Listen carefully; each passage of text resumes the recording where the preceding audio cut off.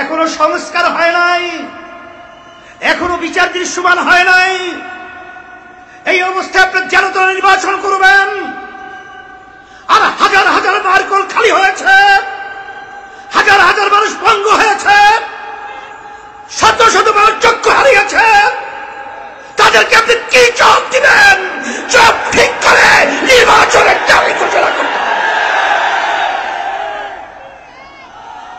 সেই লক্ষ্যে, সেই আশায় বুক ভরে, বুক বেঁধে আজকে রাস্তায় নেমেছি। জুলাই অভ্যুত্থানে কোন রাজনৈতিক দল ব্যানার নিয়ে রাস্তায় নামতে পারে নাই। ইসলামী আন্দোলন বাংলাদেশ গঠনের জন্য অন্যায়ের প্রতিবাদে, খুনিদের প্রতিবাদে জানের মায়া ছেড়ে আমরা রাস্তায় নেমেছিলাম বাংলাদেশকে গঠন করার জন্য।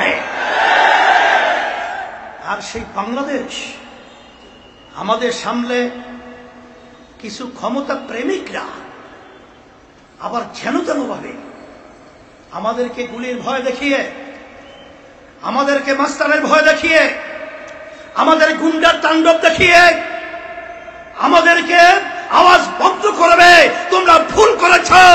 এখনো রাস্তার মধ্যে সেই জুলাইয়ের যোদ্ধারা মাঠে মাথা উঁচু করে দাঁড়িয়ে আছে।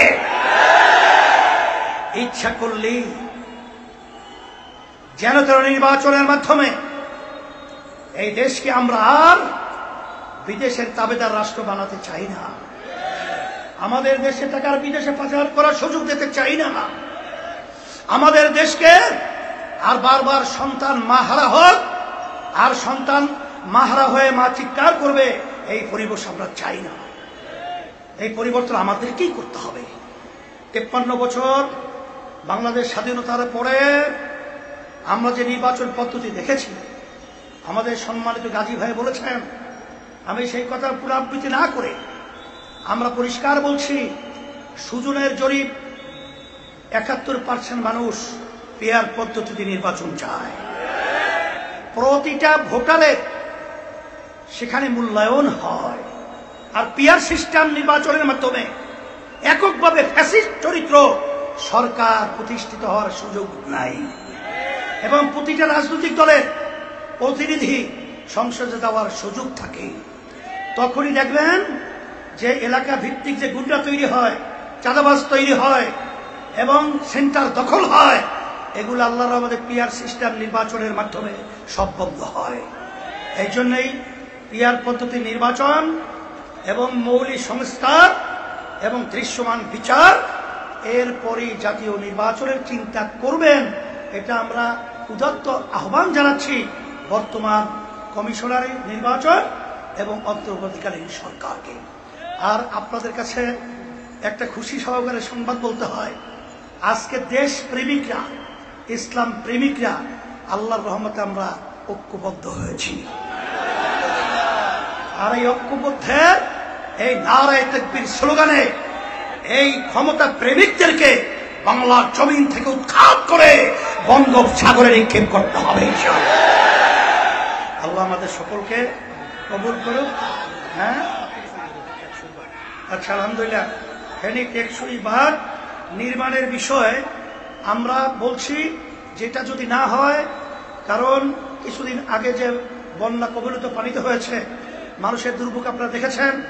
এই সুযোগে আপনারা এই বাঁধ নির্মাণের ব্যবস্থা করবেন, এটা বিশেষ করে ফেনীবাসীর পক্ষ থেকে আমরা আপনাদের কাছে উদাত্ত আহ্বান জানাচ্ছি। ওই প্রার্থী করুন। আলহামদুলিল্লাহ। শোনেন, 5ই আগস্টের পরে ইসলামের পক্ষে যে ক্ষেত্র তৈরি হয়েছে, এটা কাজে লাগাতে হবে না? তা কাজে লাগাবেন কিভাবে? প্রার্থীরা তাহলে কাজে লাগে। এই জন্য আমরা প্রস্তুতি হিসাবে আমাদের ফেনী 3 নাম কি, মাওলানা মোহাম্মদ সাইফুদ্দিন শিবনকে হাত পাকা প্রতীক, শান্তির প্রতীক তার হাতে উঠিয়ে দিয়ে আপনাদের সামনে ইসলামের পক্ষে, মানবতা কল্যাণের পক্ষে, দেশের কল্যাণের পক্ষে প্রার্থী হিসেবে ঘোষণা করছি। আল্লাহ ফেনী 2 আমাদের সভাপতি, জেলা সেক্রেটারি আমাদের একরামকে আমরা ফেনী 2 সংসদ সদস্য প্রার্থী হিসেবে হাত পাকা প্রতীকের প্রার্থী হিসেবে ঘোষণা করছি। আপনাদের সামনে আমানত রেখে গেলাম, আল্লাহ ইসলামের পক্ষে, মানবতার পক্ষে আর দেশের কল্যাণের পক্ষে আমাদের সঙ্গে ঐক্যবদ্ধ কাজ করার তৌফিক দান করুন। রব্বানা আতিনা ফিদ দুনিয়া হাসানা ওয়া ফিল আখিরাতি হাসানা ওয়া কিনা আযাবান নার বিরহমাতিকা ইয়া আরহামার